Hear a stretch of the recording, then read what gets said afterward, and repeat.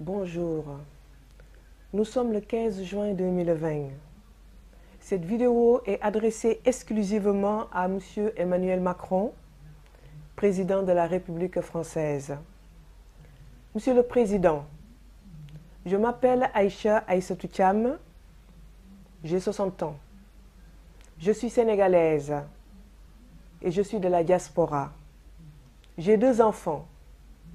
Un enfant de père français blanc et une fille de père sénégalais. Je suis venue en France en janvier 1984 dans le cadre de mes études. En 1987, j'ai eu un accident de voiture et une partie de mon bras a été abîmée.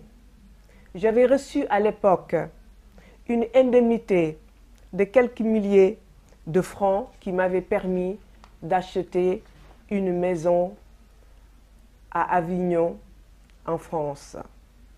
En 2001, j'ai subi une opération chirurgicale des yeux à l'hôpital La Péronie de Montpellier avec le docteur Jamet.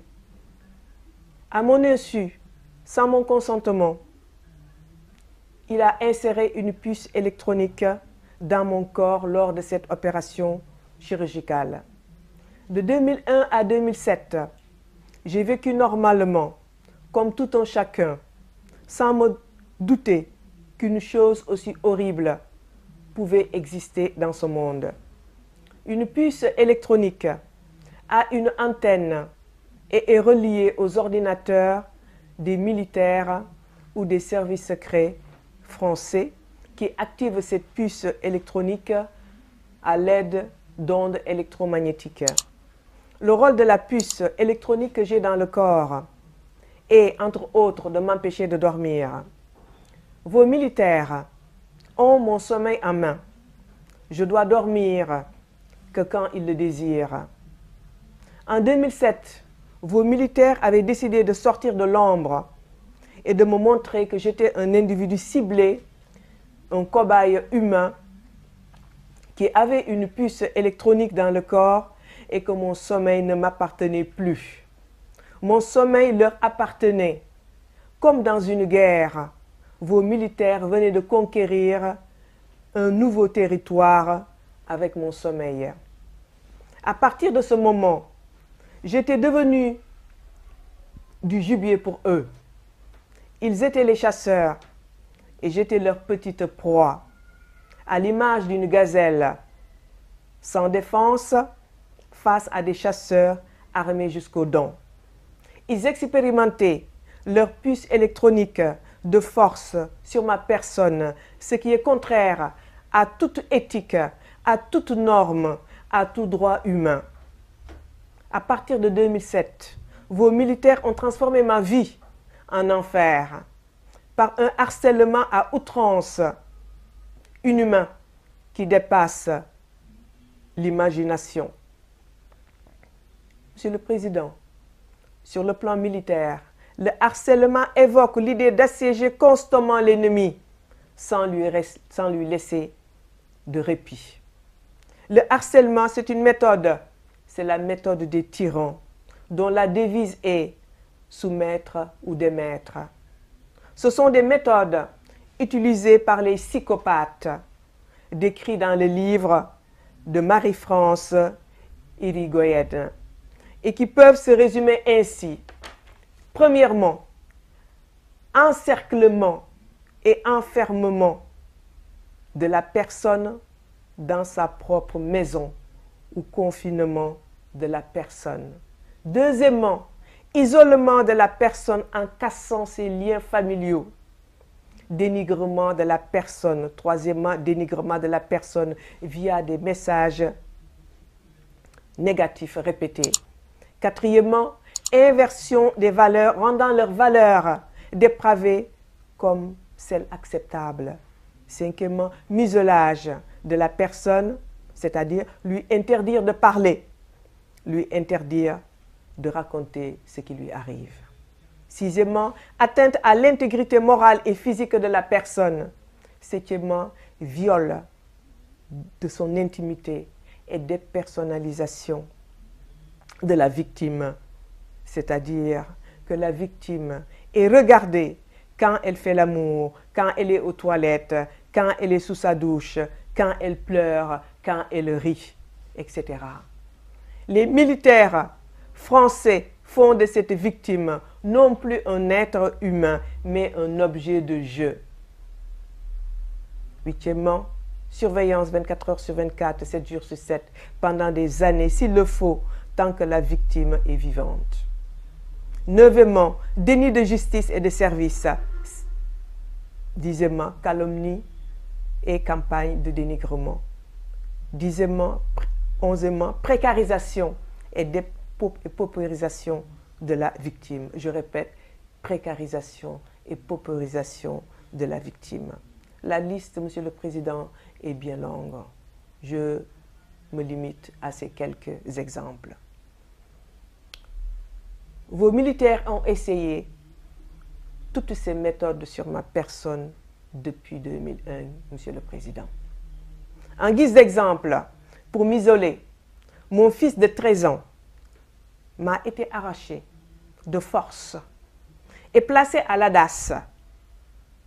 Et le juge Martinez de Lille a validé ce placement sans état d'âme en 2008. Pour aucun motif valable. Et à 13 ans, vous savez quoi, Monsieur le Président? Vos militaires apprenaient à 13 ans à mon fils à boire de l'alcool, à fumer de la cigarette et à utiliser la drogue à 13 ans. Pour en faire un futur légume. Pour qu'il soit un être soumis, un être incapable de réagir et d'avoir un libre arbitre.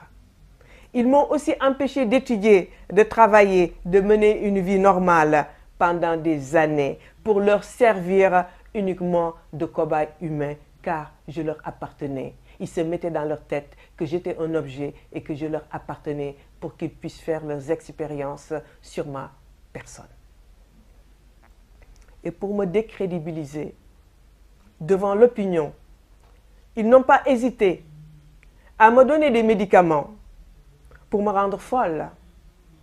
Et je me cachais, heureusement, que j'avais cette présence d'esprit. Je me cachais pour ne pas avaler ces médicaments. Et pendant très longtemps, ça s'est produit. Monsieur le Président, l'argent c'est le nerf de la guerre. Et vos militaires l'ont exercé sur moi, en m'appauvrissant totalement pendant des années. Et pour couronner le tout, ma maison à Avignon vient d'être vendue en septembre 2019 par vos propres militaires.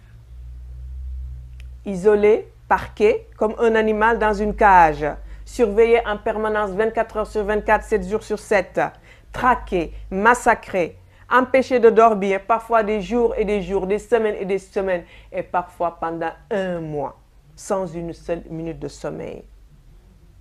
C'est cela, ma vie avec vos militaires, Monsieur le Président. J'ai évidemment informé toute la ville de Montpellier à l'époque sans résultat.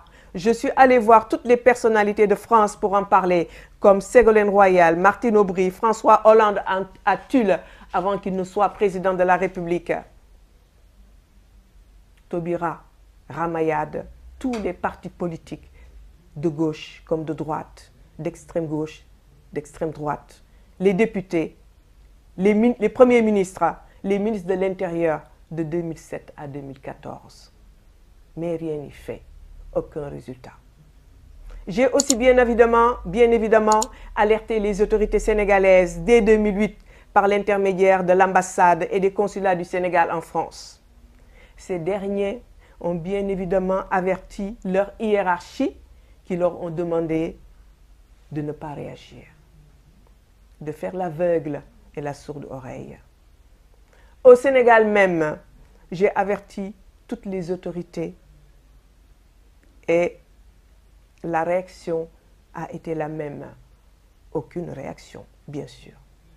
Avec tout le respect que j'ai du gouvernement sénégalais, qui est aussi mon gouvernement, leur attitude de 2008 à 2020 a été une inaction totale qui s'explique par leur servitude volontaire à la France.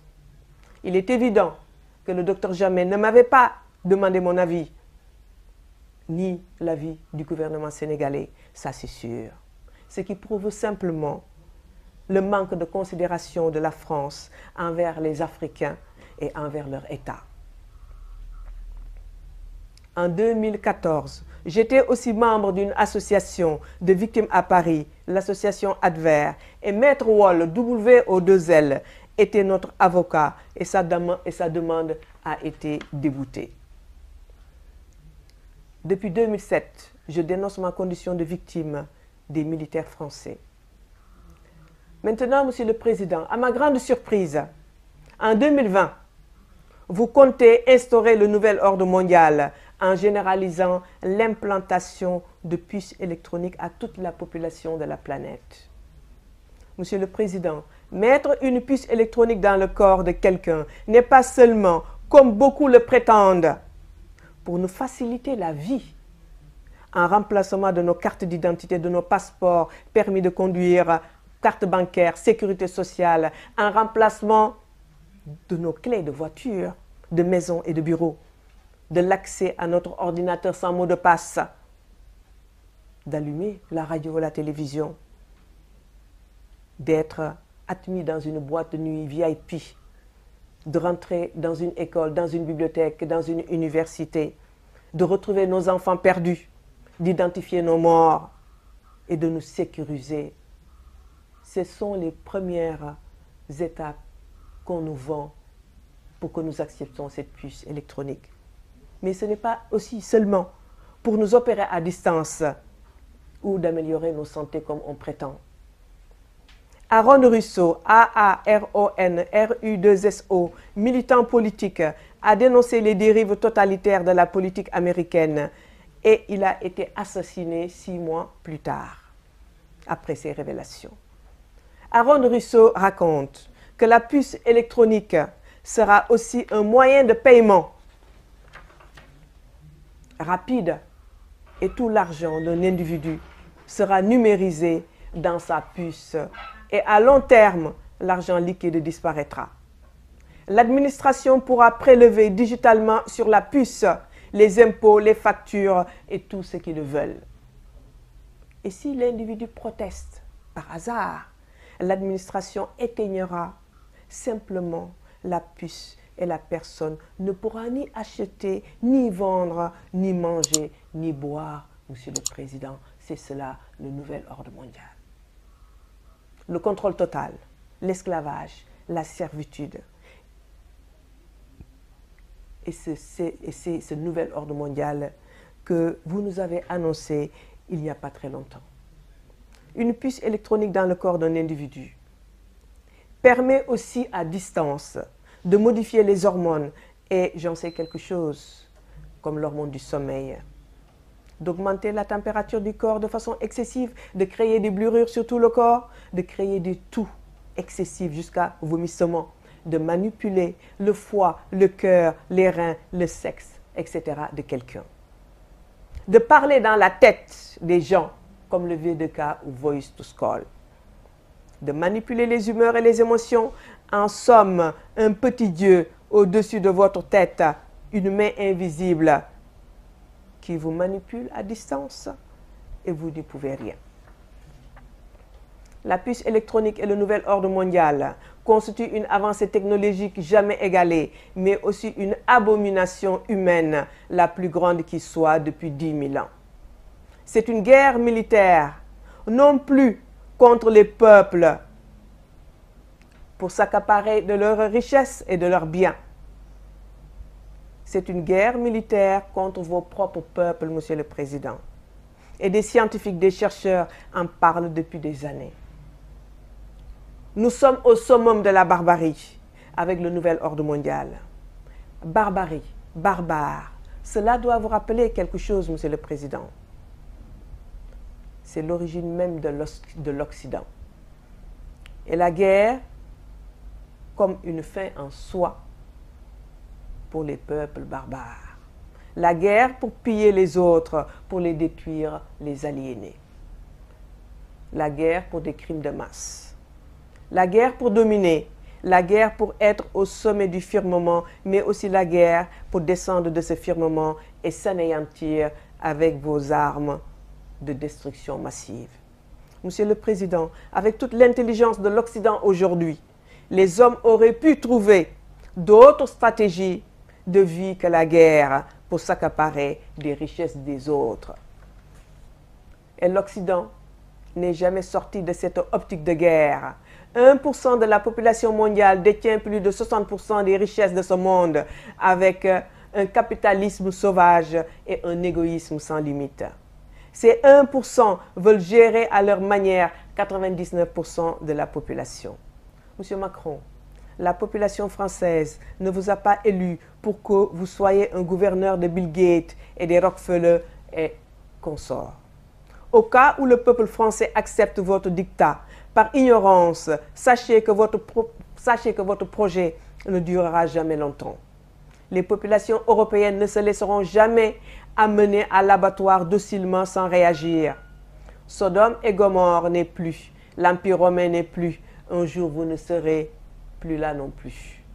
La seule chose que l'on retiendra avec le nouvel ordre mondial, si ça réussit comme vous le voulez, c'est ceci. Ils étaient des barbares. Ils ont créé une civilisation de barbares. Un nouvel ordre mondial supra-barbare.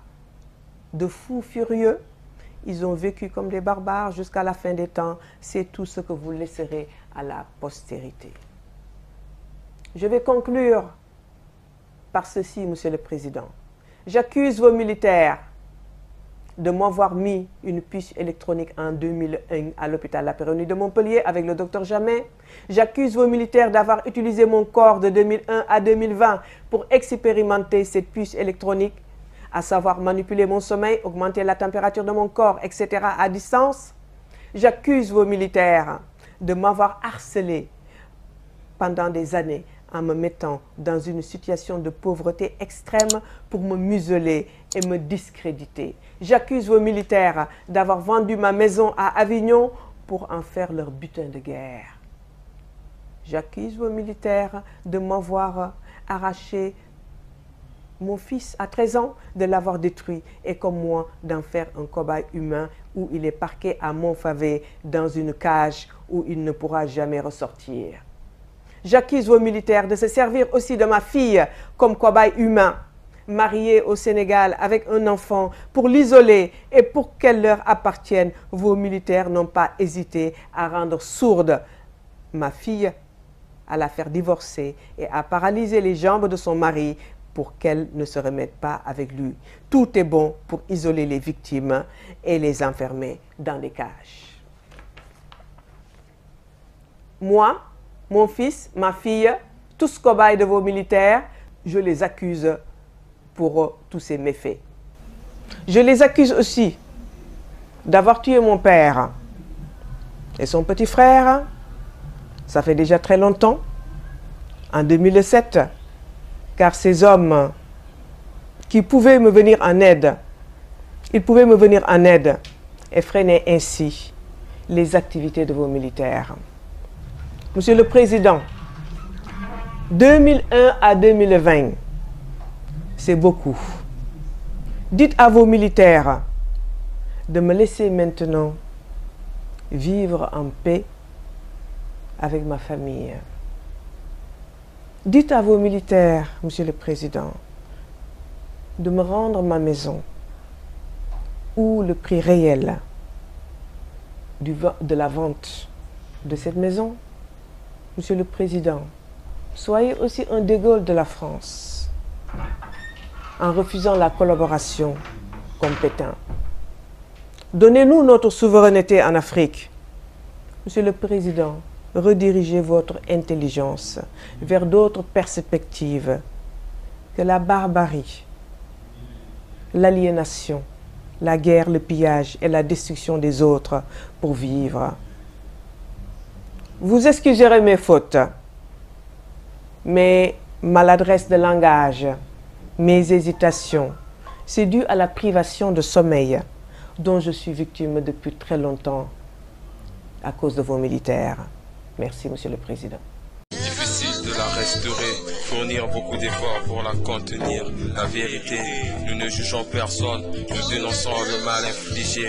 S'il le faut, arrêtez-nous, amenez-nous, qualifiez-nous, condamnez-nous. Comme des fascistes agissez contre nous, des nazistes punissez-nous, traitez-nous de xénophobes, d'homophobes. Comparez-nous d'illettrés, d'animal, d'antisémité. Trompés depuis la naissance, la circonstance a fait que nos ancêtres gardent le silence. Par l'influence du missionnaire, maintenant nous envoient des mercenaires. Rien ne peut nous stopper, ils font croire que Dieu est aux cieux et Satan sur terre et exploite nos richesses minéraux sur terre. Nous rejette les déchets, c'est de la négligence. Mutukanga meso